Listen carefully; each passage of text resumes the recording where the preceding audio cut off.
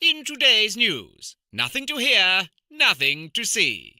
All is well with democracy, and the good guys are in charge.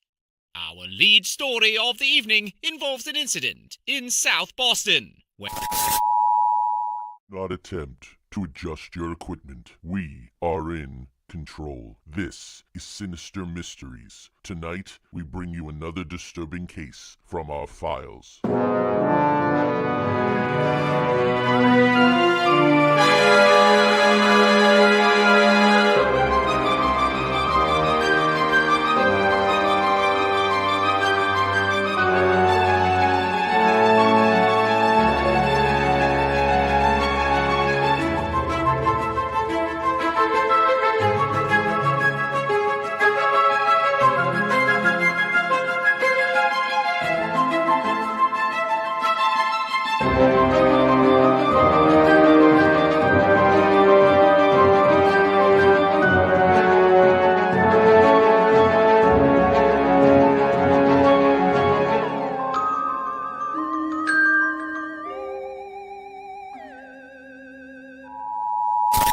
Enjoy the rest of the broadcast.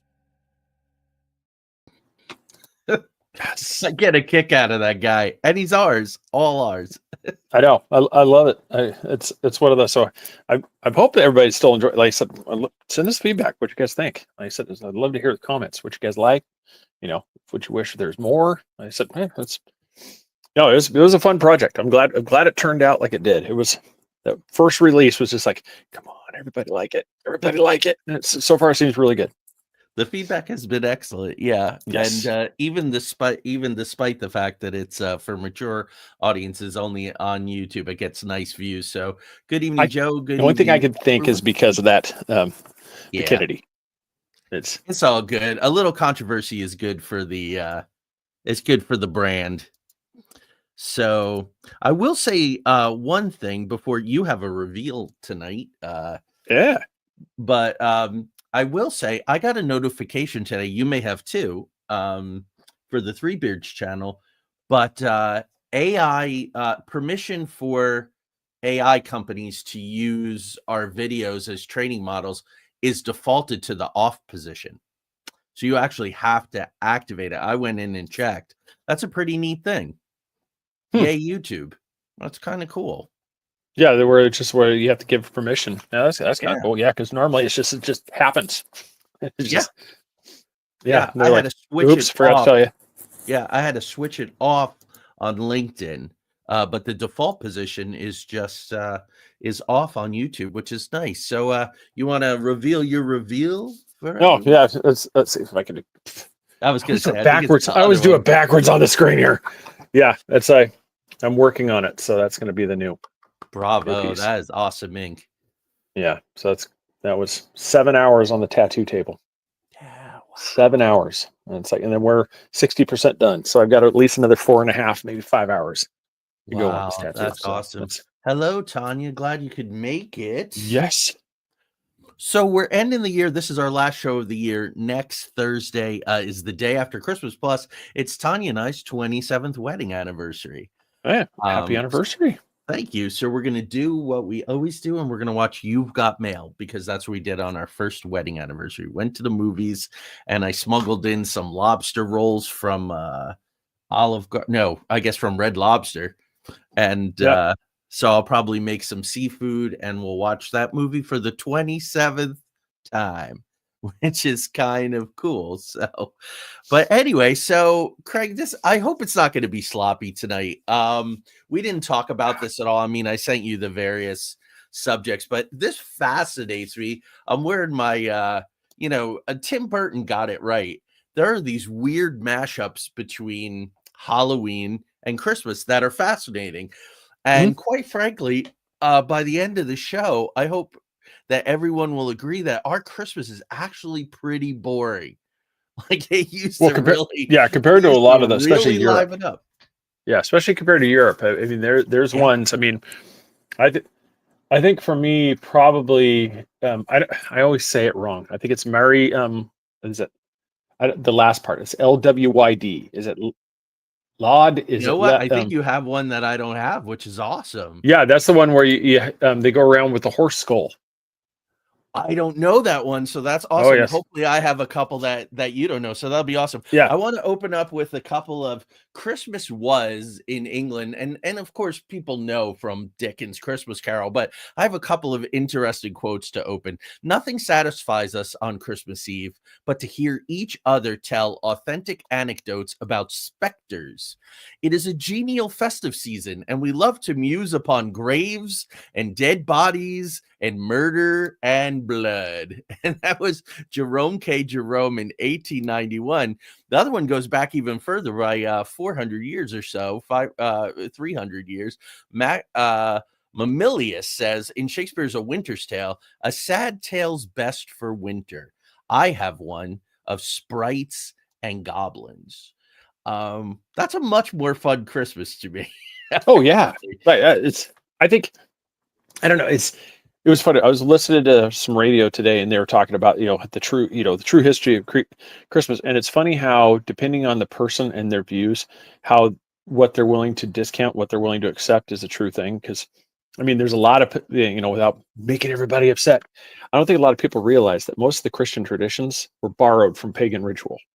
Yeah, I had to say that. I was on Mansion Mitchell last Friday, so a week ago tomorrow, and we were talking about Norse and at one point I just had to say it.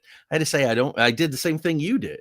I don't want to offend anybody, but the Christian catalog is pretty much borrowed. Yeah, I mean, all the major holidays, and this is one of them too. It's just there's no real evidence to point that this was the birth time of Jesus or there was it. What you can find is that the early church took these things because they wanted these groups to be brought into the fold. Well, how are you going to take a pagan group that decorates trees and has these other celebrations unless you make that part of the Christian tradition and you bring them, and then you can bring them into the fold, and all of a sudden it becomes these things. And then over time, it's like they forget the original roots. Yeah. And then it comes back. Yeah. And so then when you hear stuff about Krampus and all these words coming up, people are like, "Oh, that's the devil." I'm like, no, that's actually where these things came from. The whole legend of Santa, Saint Nick, all this stuff came from these things of giving gifts, of doing these things throughout these celebration times. Yeah.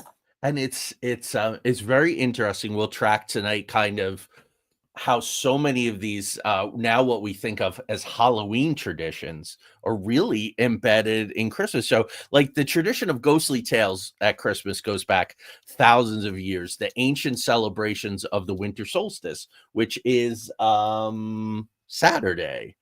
Yes. So the longest day of the year. So that night to tell ghost stories. December 25th, the veil is thin. Sound familiar? Like All Saints Day and different days like that.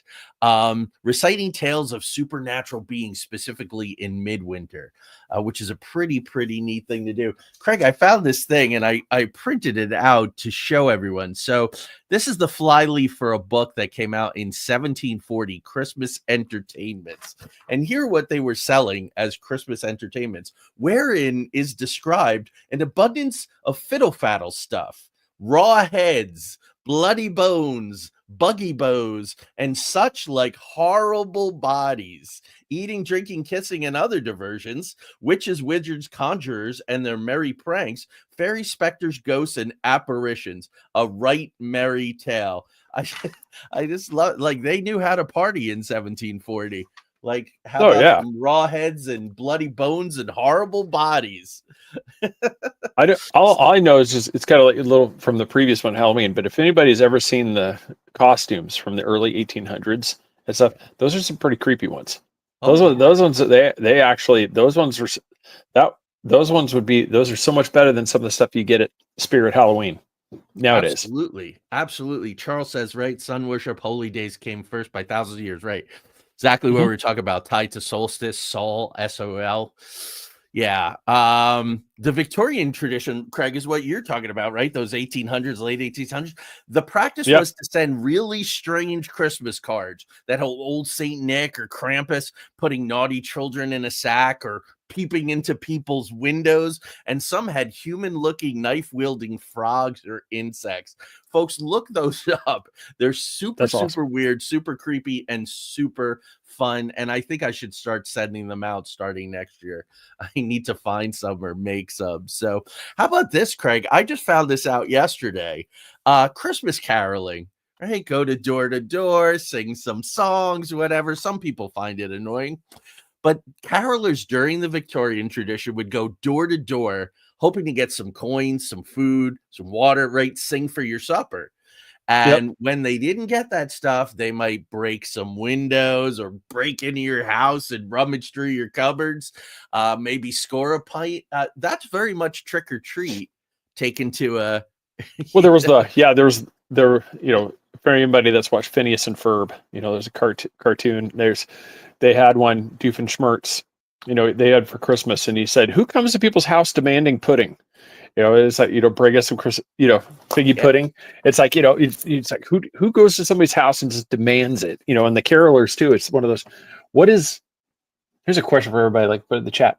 What is the norm? Are you just supposed to stand there until they walk away? Are you supposed to walk away? What are we supposed to do here? Are you supposed to shut the door on them halfway through song and then that's their cue to leave? Like, what is the acceptable norm? Are you supposed to listen to a couple of songs? You just kind of like, oh, thank you, everybody, and shut the door. I mean, what are you supposed to do?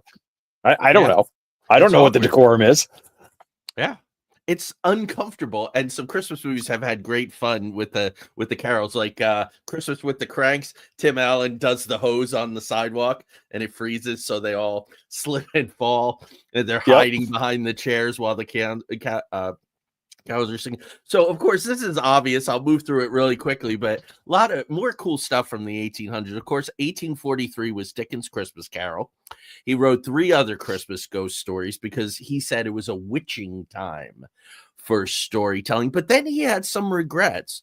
25 years later, he stopped writing Christmas ghost stories, and he told a friend this. He said, "I felt as if I had murdered Christmas a number of years ago, and its ghost perpetually haunts me." That's pretty heavy for a beloved tale. That's Scrooged is, I think, my all-time favorite adaptation, followed closely by Muppet Christmas Carol. So I'll be watching both of those in the coming days. 1898, Henry James's Turn of the Screw opens with a group sitting in front of a fire telling ghost stories at Christmas. And of course, well, maybe not of course, because I'm a geek. The supernatural story master, M.R. James, also used this device for his stories. So it's just a neat tradition. I think we should bring it back, telling ghost stories at Christmas time. Yeah, there would definitely be something that you wouldn't, that's not your normal. I mean, that's people would look at traditions, but yeah, I mean, how cool would that be, though, to do that? I mean, that's not something just pictures around the Christmas tree. All of a sudden, let me tell you a spooky tale. Yeah, that would definitely make that party memorable. Let's bring that tradition back. That'd be awesome. It's now time for the story of Tinselhook. We could mash up our urban legends episode with the Christmas episode, and there you go. So pagan, right? This is really has its roots in paganism, right? The wreath, the holly, the mistletoe, the Yule logs are all pagan symbols. The ghostly processions across the sky, the wild hunt led by Odin, and really, listen to this description. An immortal elf king, a magician who manipulates time, space, and matter, and is an omniscient judge of what everybody does throughout the year. That's Santa Claus, man. Mm-hmm. I mean, that's another way. He's an immortal elf king who rules over an entire kingdom of elves who will give you cool stuff.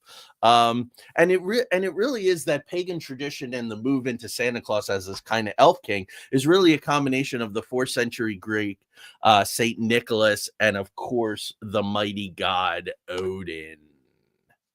Just cool. Yeah, it's one. I think research, that was one of the ones that was, just how far back it goes, to the things. This is not something that's, I mean, now everything is commercialized. I mean, everything is, you got to buy, you have to buy all these gifts. You have to do all this, everything.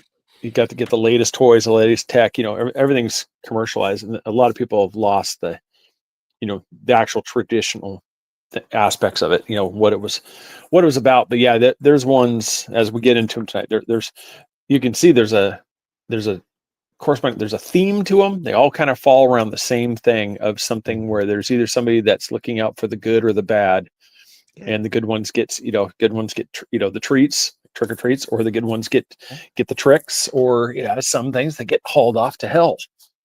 Yeah, and it gets pretty extreme and frightening, actually.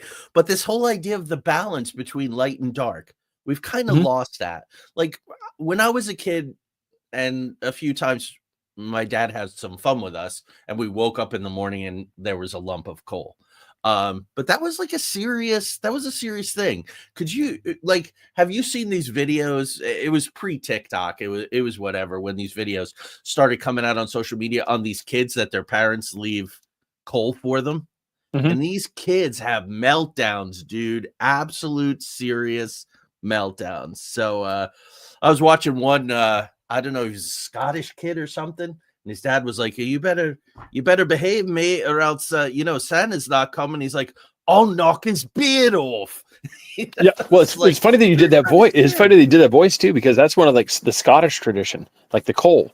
It went from me. This was a thing. It was almost like a blessing. You'd bring people coal because it's basically signifying that, I wish upon you luck and warmth and stuff through this. So yeah, it was funny that you just did a voice. It made me think about it. Yeah, it's the coal. It's like, how did it go from being this thing that was such a great thing to, like you said, now you got the viral videos of the kids just freaking out and smashing stuff because they didn't get what they wanted. Yeah. That's where Krampus needs to be involved. It's crazy. And I don't want to lay on it too much. But it's like this whole thing where I go, and it's happened like 3 or 4 days in a row. I go out to the porch and there are these mystery packages that show up.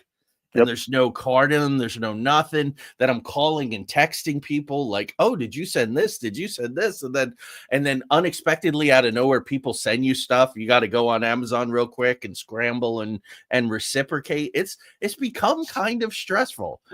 Oh, it is. But just speaking of that, there is a mystery package that's going to show up on Sunday. Ah, well, the mystery is, and yours is nestled safely. It's under the tree. Yes. So there's a mystery package. I'm so excited for you to see it. But we're being good and we're waiting. A package came today for me. I didn't open it. In the past, I've just opened stuff as it came. I just put it under the tree. So I guess I'm getting old and I don't know, nostalgic or something. But how about the Magi? Roots of the Magus and the Magician, possibly Zoroastrian priest, astronomers, following stars, which might have been a spaceship if you talk to Michael Carter or Wallace Wagner or other friends of the show, maybe a spaceship. And in the book of Enoch, they say that the Magi were actually Nephilim, offspring of angels and human females. That was interesting. And the Magi, being Sicilian, I, of course, have to talk about La Befana, which comes from Epiphana, or the Epiphany, right, which is January 6th. And she flies on a broom. That sounds familiar. To try to locate Jesus. She also delivers gifts to children on Epiphany Eve. So behave so that La Befana comes. You do not want to piss off a Sicilian woman. My grandmothers could. But naughty children would get carbone, hard black candy or charcoal. Carbone. And then that's connected to the hiding brooms tradition in Norway. That's another one too, where it's the same thing, which is, with the brooms, this, like what you said earlier, ties in with Halloween too, which is flying on brooms. These things you have now for Christmas time, you have which people, hide their brooms because they would think that this stops the witch from being able to come and do their things. So yeah, so I mean, it'd be funny, like this is something you go into the household and watch, watch grandma sitting there just suddenly throwing, hiding the brooms and stuff because they don't want the witch to appear. Yeah.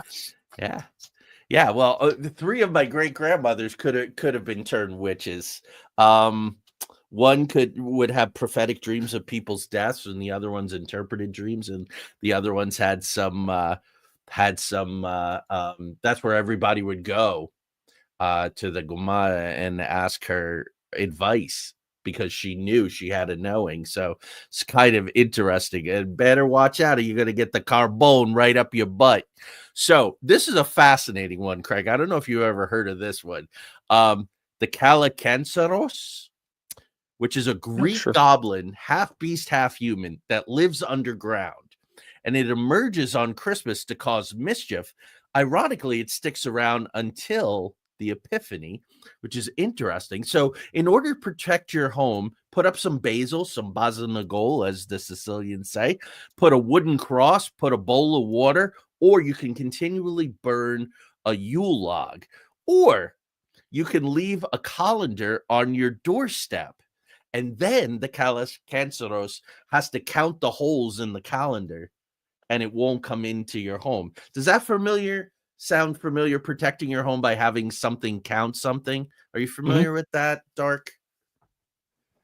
Go ahead. No. Oh, okay. I'll go. Yeah, no, you got the one on this one. I'm over here listening too with the audience. This ties to the Turkish myth of something called the Konjalos, which means the werewolf or vampire. Like, we're going there with Christmas. I love it.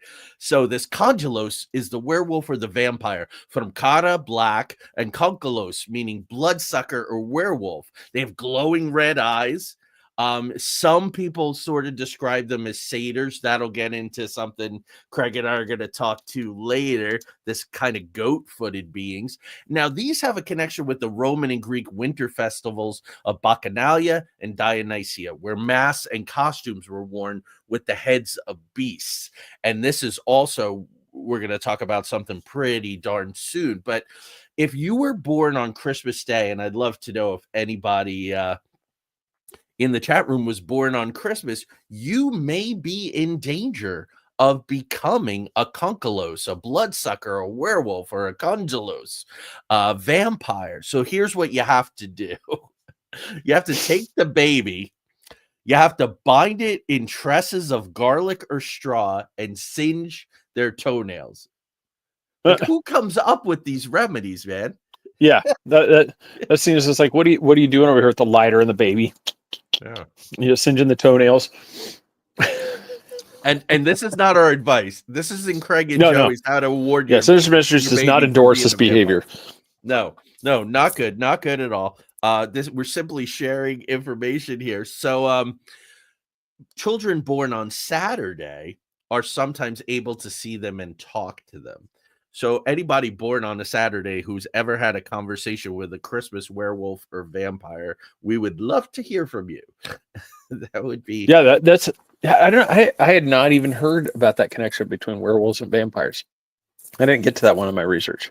Yeah, it's so over encompassing of this like litany of monsters. So before I turn it over for you for Krampus, when the Scots brought Samhain, what became Halloween traditions to America, that was the end of the ghost story kind of thing at Christmas. They got differentiated. It all kind of got moved to All Hallows Eve, All Saints Day, the veil thin, all of that kind of stuff.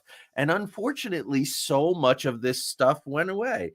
But Tim Burton brought it back. He was so wise, man. He's got the vampires, in his Christmas thing. He's got the werewolf, who's actually really cool. In A Nightmare Before Christmas. So he must have he and his writers must have really done their homework about this stuff. Yeah.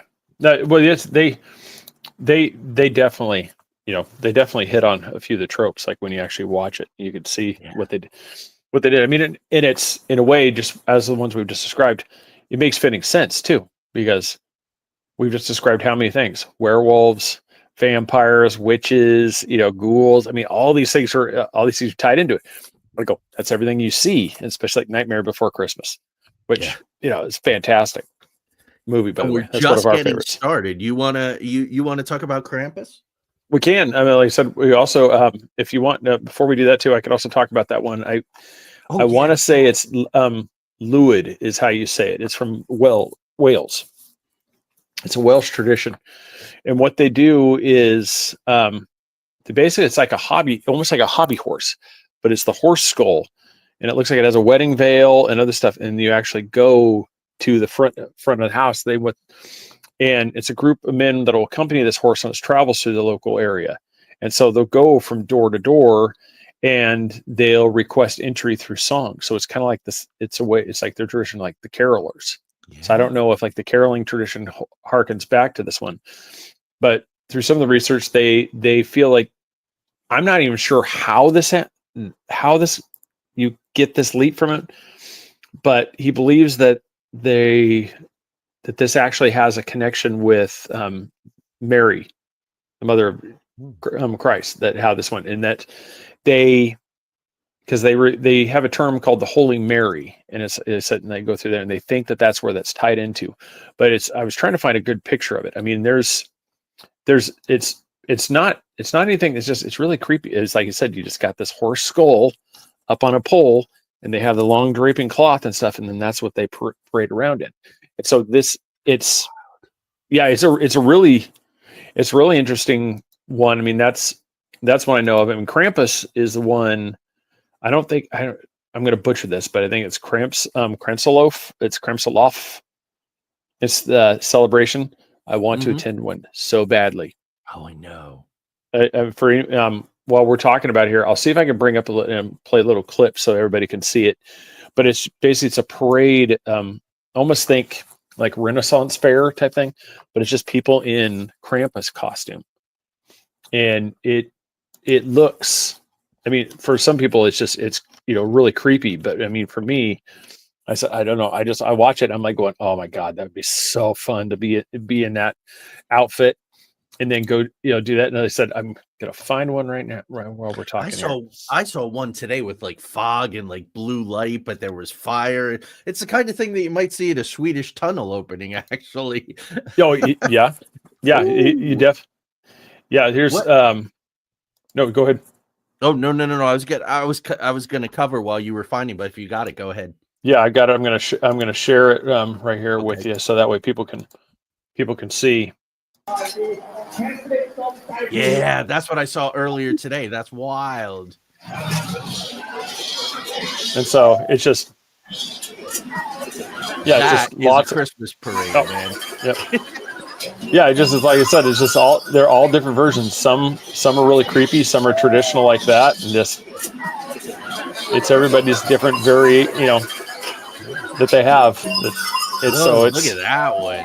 Yeah. So our Earth audience on Wednesday nights, guys, you're gonna have to check out the live stream. But yeah, you can see it's a bunch of people just going through, and it's just different. It's just different versions of the devil. Like, yes, yeah. Basically, I mean, what Krampus is, it's the horned figure. For me, I guess the easiest way to explain it to people, it's kind of like it would be like the Antichrist to Santa. Yeah, Santa is viewed. Yeah. Santa is viewed as this jolly old elf king that comes by, and hands out gifts to everybody, and leaves coal and stocking for the naughty kids. Well, Krampus comes along with a bag, and he finds the naughty kids, and he binds them in chains and drags them to hell. Yeah. And so he's basically, he is the devil figure to the Santa, so it's kind of like what we've talked about. It's the yin and yang, the dark, dark and light. And he's the dark one. And that's, I don't know. I've found this one probably, like, out of everything, is like one of the most fascinating out of like some of the traditions, is like how this, because this is straight out of Hans, like the Grimm's fairy tales. Oh yeah. Type thing. This is that one where this is, you feel like you almost can make the case that this was real and that somebody was relating a story from the past, but it also is a way Grimm's thing where they taught a lesson that those who misbehave, there's consequences, and that Krampus is the consequence for those who misbehave throughout the year. That this is the karma kicking in. This is the one. It just where you find your just are given to you, because it's because most of the stuff I saw, they all was that pagan version of base. I'm trying not to pour words. I mean, it was like retribute. It was basically like, I don't know. I mean, I don't know if it would be right to say it like in voodoo where you could cast this upon this one, but it was almost like if somebody wronged you throughout the year, Mm-hmm. Krampus would be the one that would come and set it right. Yeah. Yeah. Well, it's a behavior control. So in America, where we're wussy, right? In England, there's the legend of Sweeney Todd, the barber who will cut your throat if you misbehave. Like that's how they control their kids. Like either behave or this is going to happen to you. And we're kind of wussy here in America. We don't do stuff. Krampus is the feats of strength of Festivus. Yeah, so we sort of made Santa Claus the good cop and the bad cop. So he's gonna find out who's naughty or nice. I like it separated. I like that there's this manifestation of the darkness, of the shadow self, right? Of this kind of horned being, the sort of I love it. I think we've lost something without it. And of course it's pre-Christian Germanic. Yeah, and just like do you hear, I can't think of the guy's name right now. He went viral. He was during the Disney parades. He created this character himself. His character they're supposed to just kind of go around with the paper looking like he's one of the helper elves. And he had a list and he was starting to go, what's your name? Ashley. Naughty. Actually, I had so much good hopes. He became, really, people would go there just to see this guy. Well, he got doxxed. People found who he was, where he was located. He was getting death threats. And I'm like, it's one of those things like modern day. It's like death threats for why? Because the guy made a parade at a Disney theme park more exciting, more interesting than it was, just because he would go in and it's because people, and like I said, so it's one of those where people ruin the fun, but it's also just kind of just how we've brought in the tech and stuff, set like how people can do these things, and it's like it ruins the traditions, and the fun. It does, but correct me if I'm wrong, because we didn't get involved with this, but isn't Elf on the Shelf sort of like some kind of surveillance thing? Like the kids never know where he'll be, and he's like watching you at all times and reporting to Santa. Am I wrong about that? Or no, it's kind of like a latest version of that, where parents can, he's always watching. Now Elf can be anywhere, and so there's parents that have done stuff like kids wake up and they've got pin marks drawn on them. Whoa. Yeah, because the parents have gone through and done it, and they said, it's like the elf. Yeah, there's parents. I actually watched a couple of videos. They're actually trying to do camera tricks to actually show the elf moving. Oh boy, and doing some stuff. I said, so you're gonna mess with some kids that way. But yeah, I think it's our generations, our versions of these elves, the Krampus and stuff that watch you. They know what you're doing. They know when you're sleeping. They know when you're awake. They know if you've been bad or good. Yeah, so you better be good, for goodness sake, or the elf is going to find you and draw on your face. Now we call him Elon Musk and Peter Thiel. Uh-oh. Yeah. I wonder how many of those elves on the shelves get like thrown in the garbage, set on fire, buried in the backyard, thrown in the local creek. Like kids are like, no more. I'm not having it. I'm not having this guy. More people need Snoop like I have. They've got. I was going to tell you about that. I was at Walmart and they've got a whole section for Snoop Dogg, like Elf on the Shelf.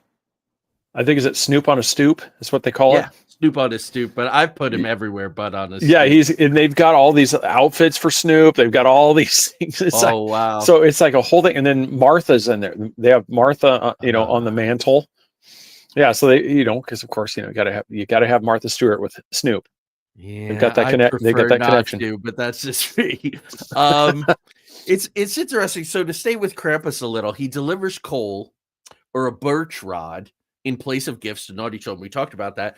Or he puts them in a sack or a bathtub, which reminds me of, I love these guys, Lock, Stock, and Barrel. Yep.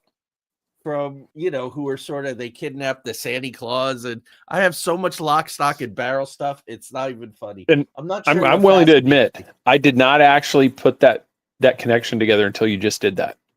I was like, no wonder, because I always wondered what was with the bathtub. If that was just something they just came up with, but it makes sense. Christmas tradition of Krampus, in the bathtub. And that's what they would use. Yeah. And in the bathtub, you get taken for cooking in hell. So there's like layers. Like Krampus has a whip. He's got a birch rod. He's got a stick, a different kind of stick. Or he'll put you in a bathtub and he'll take you right to hell. So that's the really nasty. Yeah, kids. if you guys want to do a deep dive, just look up there, especially Google's a really good thing about images, but look in there, you can find some really, really talented people that have done some amazing artwork around Krampus.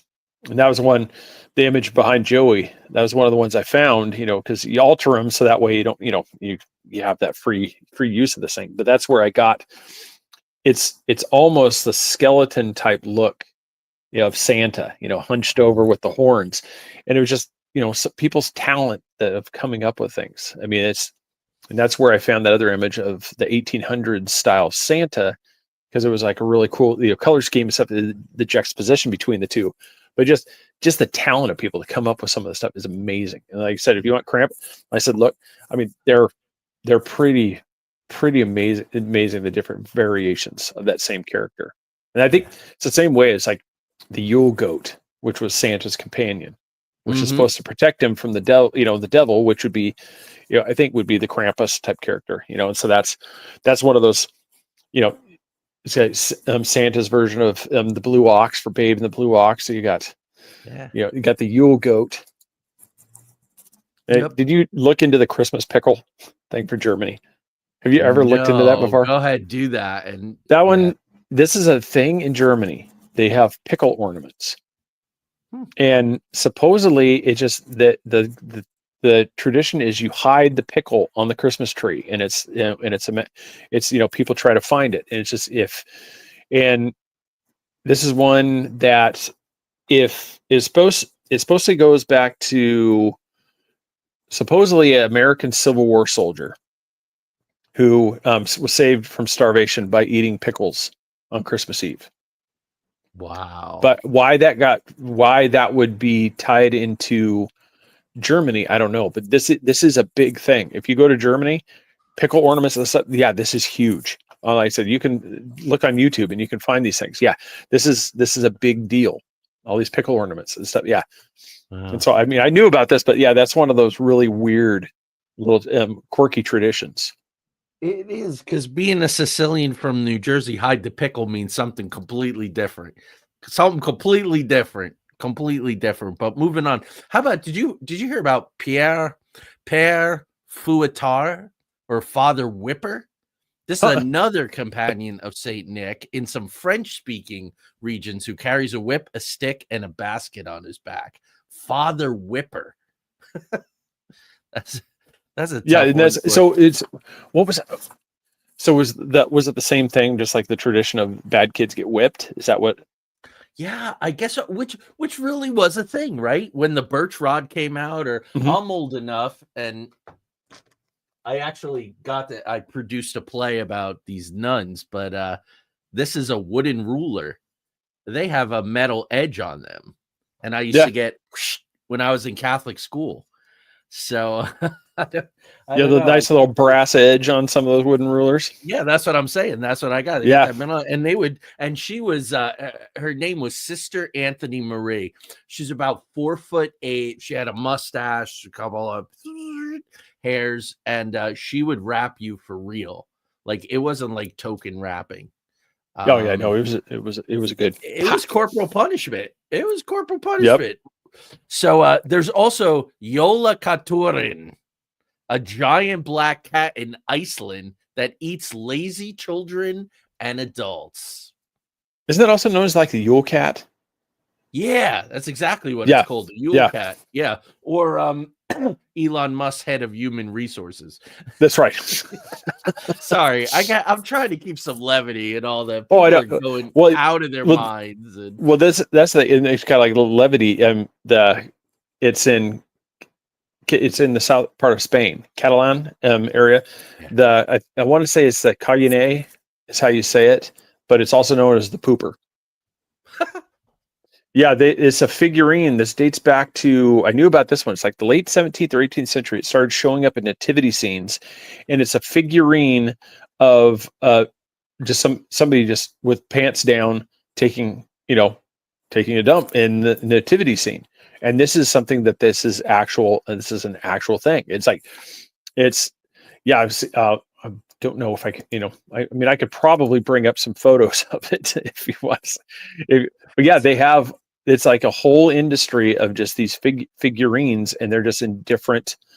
Yeah, it's like this one's probably suitable to where we're not going to get, we're not going to have any issues with the sensors here, because here, I'll print this up for the people who are watching. So so they're fairly tasteful. Like, they're fairly tasteful. Well, we're seeing them from the front, right, but from the end, they're bare butt. Yeah. See, now my dad had a collection of these kinds of things where they look totally innocent from the front, but you flipped them around and something was going on the backside. So that's wow, that's interesting. That's interesting. Yep. So those are all bare butt. Yep. Yeah. So you knew that the Jólakötturinn was the Yule cat. Have you ever heard of the Yule lads? I was actually right before the show. I was just looking at that one where it's just, I think isn't it 13 trolls? Yeah, or ogre-like figures. So trolls. Yeah, so continue. That's Iceland. Yeah. Well, continue. Yeah, continue with that. Yeah, because that was kind of a cool one too. Yeah, steal, play tricks, take naughty children to their mother, Grilla, to be cooked. So it's amazing how the core expressions of these monsters, and it reminds me of Beowulf too, right? And the Grendel. Well, and, they take them to the mother in the mountain. And the way some of the names were, it made me wonder, just kind of the way like Hans Christian Andersen, the way Grimm's fairy tales, they took traditions and they actually carved in a story. Do you think this might have been some of the inspiration for Snow White and the Seven Dwarfs? Oh, it could be. Because if you look at one, was the sheepcoat clod, the gollygawk, stubby, spoon licker, pot scraper, bowl licker, door slammer. They have these. So I was wondering, like with the names, I was wondering if that was something to where they saw it, and how, like most things happen in Hollywood stuff, where they take a tradition and then they can craft a story based off that piece. Yeah, absolutely. And 7 being a lucky number, where 13 is an unlucky number. It's a disruptive number. 12 is the number of completion, and 13 disrupts it. So I think so. So many of those Hans Christian Andersen tales and a lot of those old folk tales, which were cautionary, in every culture, they would tell children these stories so that they would learn. And I think we kind of miss that too, because they've been all gussied up, dressed up, and much more pleasant. Although thanks to that one girl, we now know that our original Snow White that we loved, the prince, was a stalker. So there. Oh, I know. Just nuts. I'm not sure if I'm going to be observing of that version of Snow White. I'm not. I don't know. There's one. It's like some of the stories. It's like craft an original story. It's like we don't have to keep altering everything. It's like it's lack of originality is what's frustrating. I mean, I think it's a shameless plug. I think that's what makes like the 3 Gothic Doctors so amazing. Because it's different. Sir. I appreciate that. That's right. Gratuitous shameless plug. Available on Amazon. Hey, the producers are trying to raise $375,000 to produce that puppy next year. So, hopefully the investors will feel like you do. I really appreciate that. So, so the last one of the night is kind of interesting because it comes in and out of our culture, and that's Black Peter. Also appears at the Feast of Saint Nicholas on December 5th, just like Krampus. In the Netherlands, he's Zwart Piet, and he travels with Sinterklaas, where he is a Moorish slave that arrived in a boat from Spain. You were talking about Catalan in Spain. Yeah. And I lost the thread of that. What tradition was that? That was the pooper in the nativity. Oh, right. Okay. So it's not connected. That's why my brain didn't make the connection, but it was interesting. Black Peter. Now, in some traditions, he's also a captured demon who's forced to help Santa. And this reminds me, Craig, of Solomon and Iblis, right? So the jinn Iblis was forced through a magical ring the Seal of Solomon to have the jinn build the temple. So I find that an interesting kind of thing. Black Peter is also known as Black Phillip, which is the demonic black goat in Robert Eggers' brilliant film The Witch. I'm so excited to see Nosferatu. Yes, that's new Nosferatu. And in the second season of What We Do in the Shadows, going back to vampires, Lilith's black goat, they go back to the name Black Peter. So that's a lot. I more know why fun. this celebration has not taken off. If you do the research of this, have you seen what the traditional wear is if you want to celebrate this it's your blackface. Oh. So everybody they have because it's that I think it's Zwarte Piet, I think it's how, yeah, but if they show people in this thing, like they have was one, and yeah, completely painted black. I mean, it's politics, like it's kind of like the ones like Justin Trudeau. This would be a celebration you'd think like Justin Trudeau would celebrate with several times that he's gone and he's done that himself. But yeah, you see these things and it's literally it's like back in the days of Hollywood with blackface. Wow. What they say, and I'm like, so you can see why this is not a modern celebration that would be that's taken on with people. No, but yeah, yeah. No, go ahead. No, I was just gonna say, and so the audience knows we're not putting up any images of that. Oh yeah, no, it's what this is one that this is not going to be, because when you do the search, you look at it and you're like, yeah, this is like back in the 20s and 30s when you would see some of the artwork and stuff. Yeah, for this thing. So yeah, that's one of those where this was not going to be in the banner, folks. I did not do this one, even though this is considered a tradition. Just like I said, this would literally be a dark tradition. I miss that, but I like the idea of the captured demon forced to help Santa. That must be on some level the deal with Krampus. It's very, very similar, which is interesting. So that's all I have. I don't know. I'd like to not that last one, but I would like to incorporate some of these, Tanya, if you're still listening. I would like to incorporate some of these traditions moving forward into the Ghost Stories one would just be awesome. I mean, it's like tell the tales of spooky tales around, just turn the lights off and all you have is just the lit Christmas tree, and you sit down there and you tell tales while sipping on eggnog. And to find some classic ones, like go back to the Charles Dickens ones, the M.R. James ones. That would be really kind of cool. And I'll fight that to my dying breath. Eggnog is a fantastic drink. You come at Lori says that doesn't like that idea, so we should do that. Let's maybe do that next year. I'm going to Ghost Stories. Yes, please. Tanya says, all right. I'm listening now. I already have it planned. Tuesday night at probably around 7:00, maybe 7:30, 8:00. No, probably around 7. I'm going to pop on and read the original version of A Night Before Christmas, which has a little magic in it, but that's about it. But Craig, it's 48. It's 48. We're 48 minutes in. We mentioned to the audience last week that we would kind of talk a little more about the drones. You want to do that? Yeah. Ooh, I mean, eggnog. I know, that's why I said, it's like, for me, that's why I said people can come at me for anybody that doesn't like it. I'm like, that is a fantastic beverage. Yeah. Especially do you guys have Aldi's in your area? Oh yeah. They have a vanilla spiced eggnog, which is fantastic. It tastes like melted vanilla bean ice cream.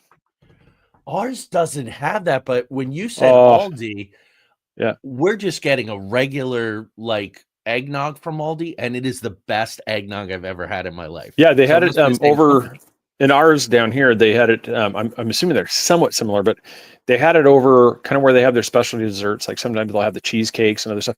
Down there was a box. They had it down there, and it was a special. It was vanilla spice eggnog, and like I said, it tastes like melted vanilla bean ice cream. And it's oh my god, it's amazing stuff. It's like I'm like that guy you'll see on TikTok and YouTube. It's like I'm never going to be skinny. I've already drank 2 of them. When I was a senior in high school, we did some kind of band event, and I came home and I drank a quart of eggnog and had a giant piece of cheesecake.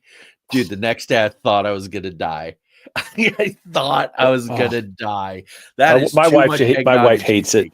but I love Oh, it. really? I no, love it. she doesn't like cheesecake or eggnog. Like I said, it's one of those. So it's more for me. There you You know, go. my son That's likes it. cheesecake, but not eggnog. Uh, That's me, so I don't have to worry about anybody stealing it. I can put a nice thing in there, and it's always there for me. Yeah, one of the last quarts we bought because Joe, our youngest child, staying with us through the holidays, which has been wonderful. I went to get me some eggnog, and oh no, there was no Daddy's Soul eggnog. Yeah, that's you got to put a sticker on it. So I don't know, man. Do you want to talk about the drones a little? yeah. It just gets this- nuttier and nuttier.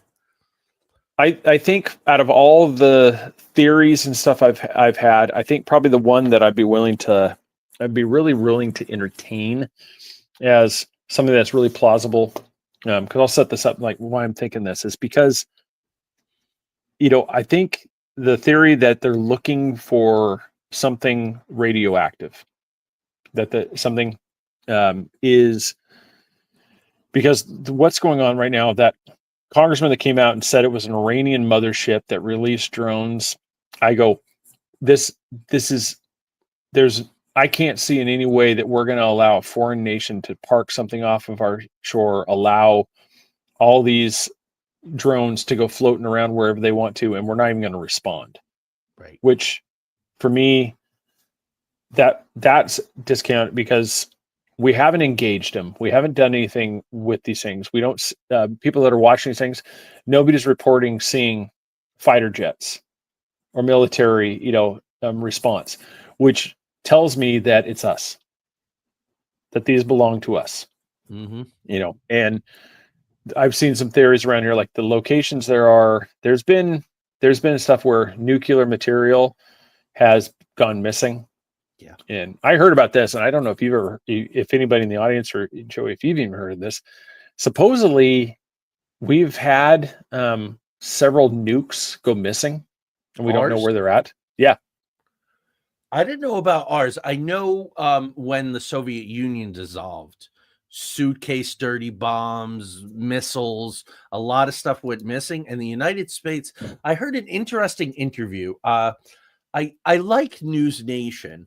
They have an interesting array of characters on there. Chris Cuomo's on there, Bill O'Reilly, not necessarily people that I love, but somehow their format really works. I like it. And Tim Burchett from Tennessee, who I absolutely adore, congressman from Tennessee, he's on there all the time. So they had a nuclear expert on, and he said for like 15 years the United States worked closely with Russia to find a lot of those things. Now, what this guy said, because there was the drone CEO guy who went viral a couple days ago, 3 days ago, I guess, and said, oh, they're looking for nukes. They have to be looking for nukes. This guy said that it was just what went missing from New Jersey was just a small spent rod from medical equipment that was totally harmless. So I don't know if the spin machine is out. Yeah, and they're trying to deflect from that. I think it's one of that's the part that's, I think for me, is like the biggest thing is like, one is it done intentionally because it distracts from everything else? It's like it's got everybody's attention. Yeah. But it also, if this was done intentionally, this is also another thing, because you're panicking people for, I mean, this goes up with something that would be incredibly nefarious. And if this administration is allowing a government operation over U.S. soil, and they're just plain dumb, like, oh, we don't know. I go, this is somebody needs to be held responsible for this, because this is causing, there's people losing sleep. I said, accidents. I mean, I think if you actually came down to it, it's like the enforced part of government. If somebody has an accident or something like that, they're panicking, somebody gets killed, something like that, who's responsible for it? Do we hold somebody in the Pentagon? Do we hold somebody like that made this decision to do this and not tell anybody? Are they held responsible for the actions of this? I mean, it's like going back to the War of the Worlds. Yeah. With that panic that came over the radio. It's like this has the same thing, where it's just like, well, we don't know what it is, but we can tell you that it isn't this. Well, how do you know it isn't this if you don't know what it is? Because as anybody knows, you can't make a definitive statement unless you actually have facts on something. I can't tell you what's, if this was just a simple aluminum can, I can't tell you what's in it. But I can tell you it's a Dr. Pepper. It's, stuff, because it's cracked open and I drink it. So I can tell you this isn't a Pepsi. Well, how do you know that? Well, it's not labeled this and it tastes like Dr. Pepper when I drink it. Yeah. So these things with the drones. Yeah, they're called broken arrows. They've said since but we don't know. They don't really get into, like anything. Government's not going to tell you anything. They don't tell you where where some of these broken arrows are, but some of these ones, like, they're actually, most likely would have been misplaced. Hey Bob, what truck did that go on? I don't know. Oh crap. It's sitting somewhere. But that's the thing. It's these things, they seem to be going in patterns. And I don't know, there's a lot of, in today's age with all the stuff, I don't know if there's people that have shown videos of, like, the drones have flown by and now you see all these cars, lights flashing and all this stuff. I go, that could have simply been a parking lot. Somebody was driving through there at a backfire and everybody's alarms are going off. Yeah. I go, you can't, it's anecdotal at best. I mean, there's circumstantial, I think, is better than anecdotal. I don't know.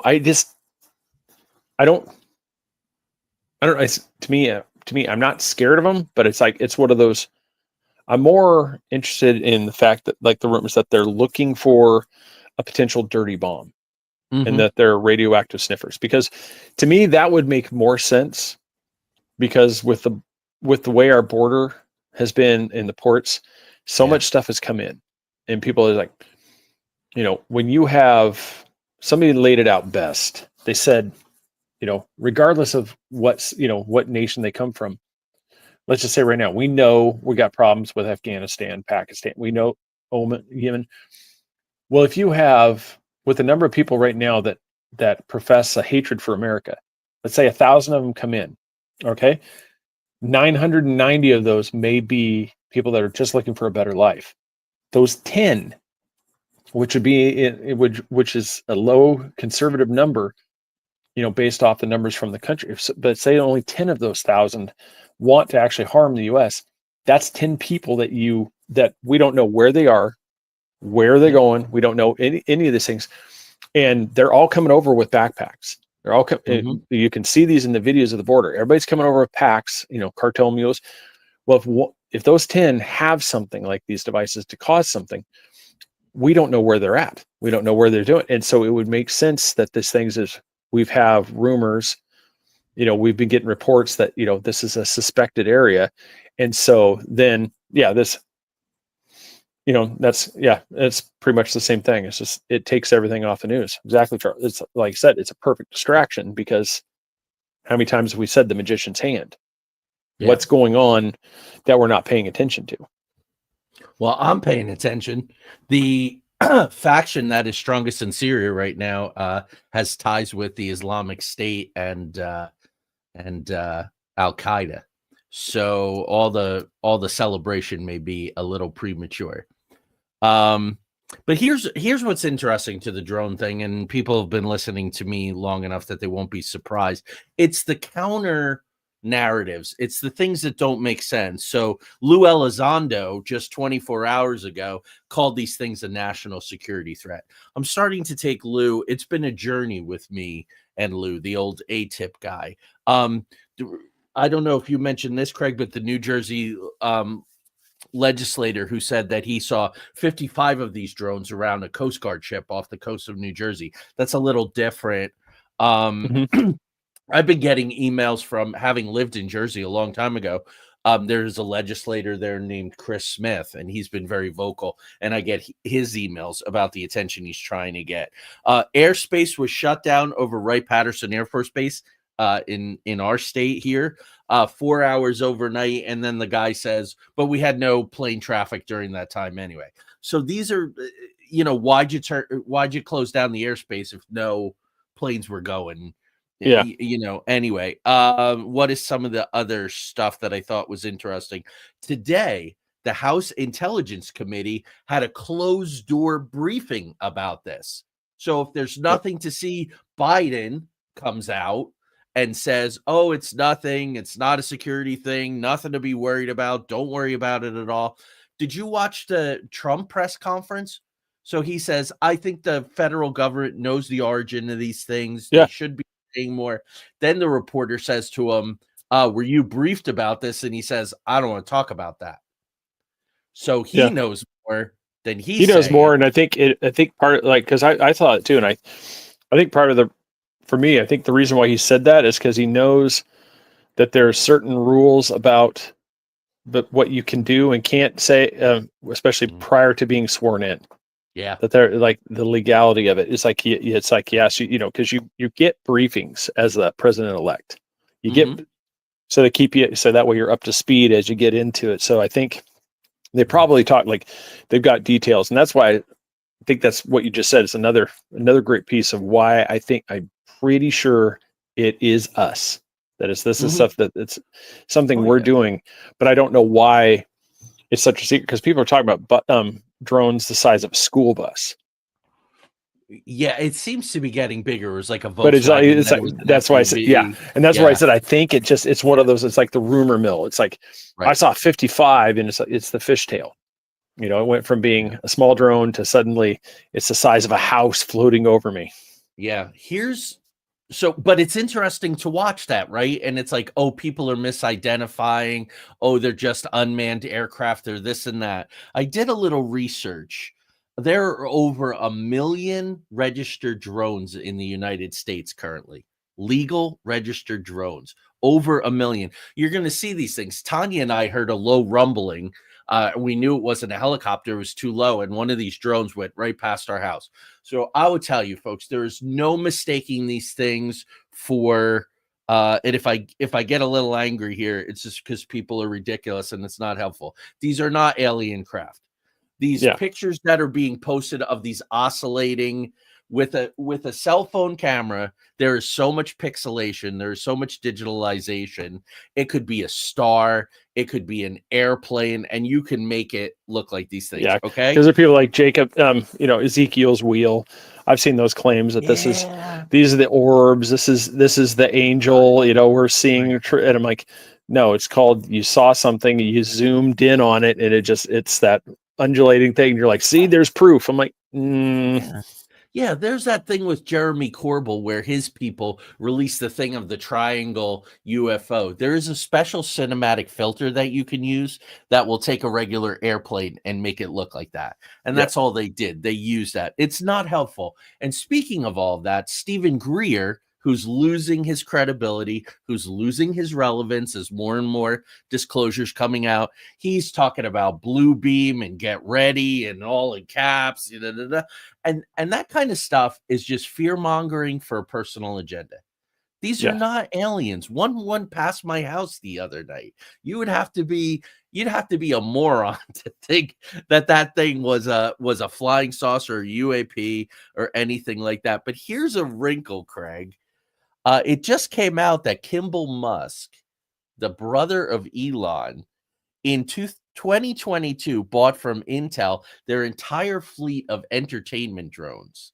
9,000 drones are owned just by Elon Musk's brother. I find that interesting. They use them to make like dragons and make like 3D shows in the sky. Here's my problem. You and I have talked about Project Bluebeam. We've revisited it a couple times. I've talked about it on my own. This is so out there. It's so obvious. It's so clear that if anybody's preparing for some kind of alien invasion, the only thing I can think of is everybody's watching the skies now. Yeah. Everybody's watching the skies. I'll tell you what Tim Burchett said the other night. He said, yeah, they're probably ours. I'm not even going to bother going to the briefing. They're a waste of time. He said, but these things are all full of Chinese components. He's like, our military aircraft have Chinese components. He said, and they're watching. They're watching our reaction. They're watching what's going on. Burchett's advice was, when this whole thing dies down, that's the time to be alert. I thought that was a really interesting statement. Like, Yeah, let I this would agree. go, because we're 1 month out from the inauguration, and people have deep feels, and the Dems have just imploded, and they can't make. I mean, they're talking about maybe floating Harris again. Like, you spent $1 billion and you had no traction. You did at first when people were putting Captain America and Wonder Woman, memes. The posters. Yeah. Because I just, it's one of those things, is like the hand. Because one of the, like, I don't know if people have been paying attention to the CR thing that's going to the vote, that where they think the government's going to shut down again because that was starting to fail. Yeah. Well, that was for anybody that's saying, it's like, they going political again. And I was even arguing on Facebook with, somebody. I said, I'm like, yeah, it's really easy to blame the other side, but have you ever thought that maybe the problem is the fact that they're wanting, that Congress is trying to give themselves a massive pay raise? Yeah, 3.8%. Although, you know what, Craig, I have to be honest. I was pretty angry about it last night. They haven't gotten a raise in 15 years. So that softened it a little. It's more than 3. Yeah, it's more than 3.8%. Because it was going to go from 170 to 231. I think, I don't know. Let's look into that more. I saw 3.8% and 6,600, not 66,000. So I know Musk is pushing some iffy narratives. Here's what I don't understand. Remember when we talked about Project 2025, right? And Heritage. And Harris put out all these commercials. Musk is doing the same thing. There are legitimate problems. Problems. And yet these people push like lies and exaggerations. And I just never understand that. Just talk about the problems. Wages have been stagnant. Prices have been up. Inflation is drowning. People can't afford houses or rent. Maybe you don't give yourself a raise this cycle. Maybe you just don't. You already make, what do they make, Craig? Almost $200,000 plus all the perks. Yeah, it's because I want to say it's currently around $180,000 a year, and so that puts them on. And I can't remember how much it is. Like when it's got, but at a certain point, it's for life. Then that's like their pension. They're like, they keep getting this payment. This is something where it's not. They, part of the other one too is that one of the other things that people were upset was they were going to eliminate the fact that they wouldn't have to go on any system with Obamacare. They wouldn't have to have any. Everybody else has to have these, but they're going to exempt themselves. And so these are and Joe's like, yeah, I got to check out the Wall Street, Journal article. I'm just curious what it's about. So that way, it was a bombshell report about how they really covered up Biden's health problems, like in a huge way. This is not going to help that. It's not surprising, but now that it's out there, it is not going to help trust in the blue team. It's just not. And you think about it, it's one of those. And this is kind of, like I said, so I don't want to get too bogged down in politics here, but no. For me, the biggest thing from it is just, regardless of like what side you're for, the fact that people were willing to put forth somebody who clearly is suffering from dementia, cognitive things, and there was such a disdain for the opposing side that you're willing to put not only the country at risk, so that we don't have to come clean. Yeah. And so they can't, you can't say, well, we didn't know until it was too late. No. These things were known prior to him running for election the first time. And so they did it well. It was kind of like, well, this is Joe's time. We got to make sure he gets in here, when you already knew this problem. So if you already know this thing was going on, you should have been preparing the person to take over. instead of just doing this last second. I mean, the fact that you waited until I'm gonna say, was it June 27th? Is that when that debate was? They ran a 100-day campaign. Because they It's like- spent well, $1 it's like- billion. They yeah. spent $1.1 billion in 100 days. Yeah, and so it's like they waited until after the debate with Trump, and all of a sudden it was like, oh my God, he's this is we had a horrible thing. People can actually see what's going on. Well, that's the thing. It's like, the curtain was pulled back, and you realize that, at that point he is completely a puppet. I mean, right now for me, the scariest thing is, okay, we got drones. We don't know, everybody, not to make everybody more fearful. You have drones flying around. They're not saying what it is. And we have somebody who is currently in the Oval Office that doesn't even know where he is most of the time. Right. And so that's the thing. I don't care what side you're on. Do you guys have any comfort in the fact that currently who's in the Oval Office doesn't even, most likely doesn't even know what's going on, has any idea how to do it? And so it's going to be somebody else that's pulling all the strings that you didn't elect. Nobody elected. And they're the ones pulling all the strings, making all the decisions. And we have a guy in there that he's like, I don't know where I'm at. Yeah. And that's the part that's the scariest for me. I mean, I don't know why people aren't calling, why the 25th Amendment hasn't been invoked yet. Because this is clearly why that was put in, was for what's going on right now.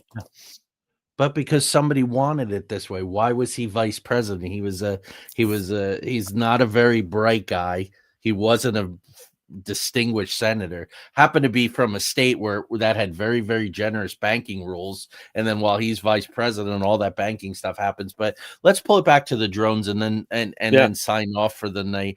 I did have a couple of other things. So fully complicating this, the news is saying, at first said that 12 locations in New Jersey have now instituted no-fly zones. So you're not allowed to. So it'll be interesting to see what happens there. But it's actually, if you look at a map, it's 21 locations. And it's sort of, if this is New Jersey, it kind of swarfs from Picatinny Arsenal and kind of goes along the western coast, pretty far down Jersey. But there are 21 locations, bridges. There are a couple of bridges on the list, Craig. I thought that was interesting. No fly zones over bridges. Yeah, and it makes me wonder if, too, I was just thinking as you were saying that, this would also be the cover to move something too. Yeah. If you institute a no-fly zone where people can't fly over it, that'd be the time to move something. Well, but people are going to be watching those no-fly zones. See, it's also confusing. I think of Rumfell's The Unknown Unknowns. We don't know what we don't know. Yeah. There are enough gaps. There's nothing to see here. Everything's fine. Yet the House Intelligence Committee is having a private briefing. And I see Charles' comments there. Craig and I are not red team, blue team guys. Yep.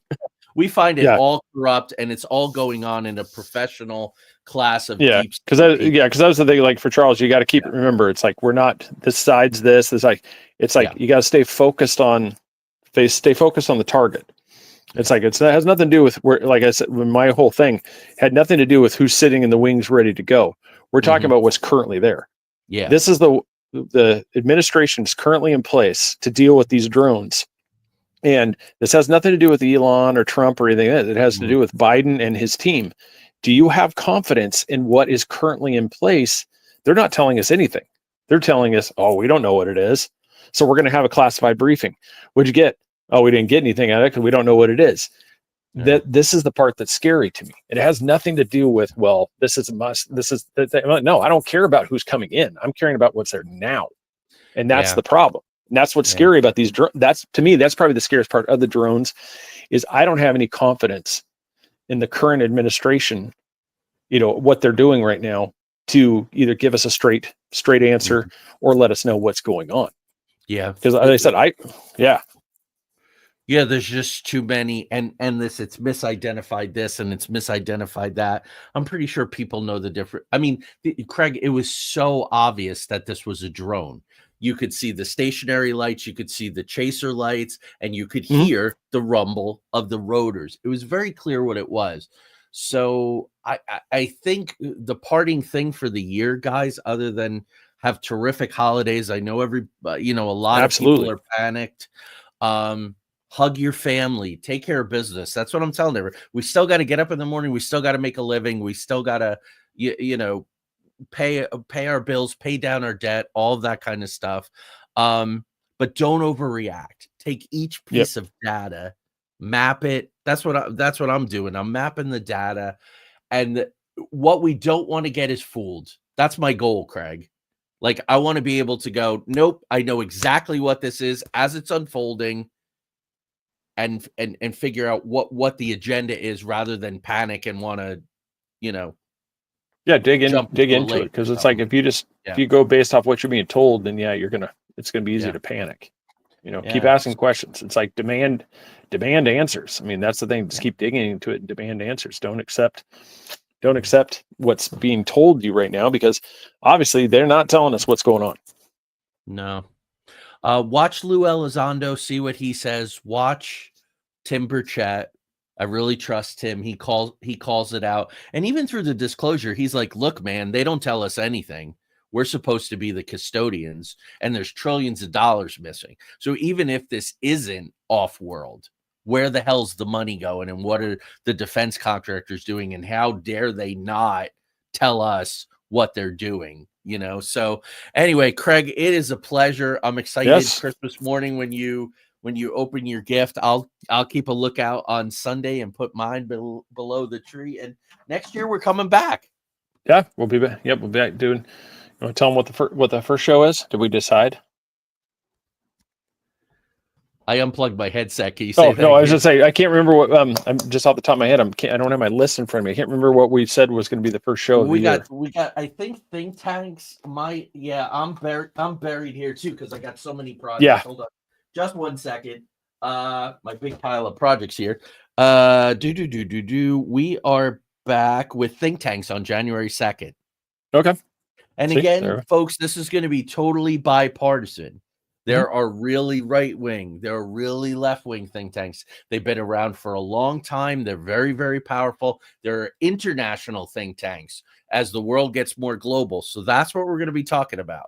Because that's the biggest thing to remember with us. Like I said, we're not siding with any side. It's like if things were reversed and the soon-to-be administration was in place right now, we'd be demanding the same thing. What the hell is going on? I mean, I said we don't care about that part. It's like, I can't begin to tell you how many times I do not wear a team jersey. No, I don't prefer a team. Exactly. I want people to just do the right thing. That's it. I don't care. This has been going on forever. I'm reading a fascinating biography of Teddy Roosevelt, and this is a subject, Craig, you and I could dive into the new year. The parallels between J.P. Morgan and Elon Musk are stunning. Oh yeah, they're stunning. We're back 120 years ago. Yeah, we're repeating exactly the same thing. Like you said, not unprecedented. Yeah, where Teddy Roosevelt, this rise of Teddy, we could have to do a show like that too. But yeah, the think tanks is going to be pretty cool, because there's going to be a lot of ones that people know. I mean, Lincoln Project, is another one that, like I said, these are the think tanks that just, people are going to know these names. And like I said, we're going to be talking about it, just like we did Project 2025. I mean, these are the Heritage Foundation. These are think tanks. Yep. And so Brookings Institution, Rand Corporation, they're in your consciousness. Hopefully we're going to educate you about just how much they set policy, and they all have their agenda. It's just like Time and Newsweek. It's just like different newspapers. So anyway, we've gone on. Yes. Merry Christmas. Happy New Year. Yeah. We'll see you next time. Tell ghost stories around the Christmas tree. And here's our puppet friend to take us out. Do you have a sinister mystery in mind? Let us know by sending us a DM or comment in the chat. Don't forget to like, subscribe, and hit that notification bell. Till next time, stay mysterious.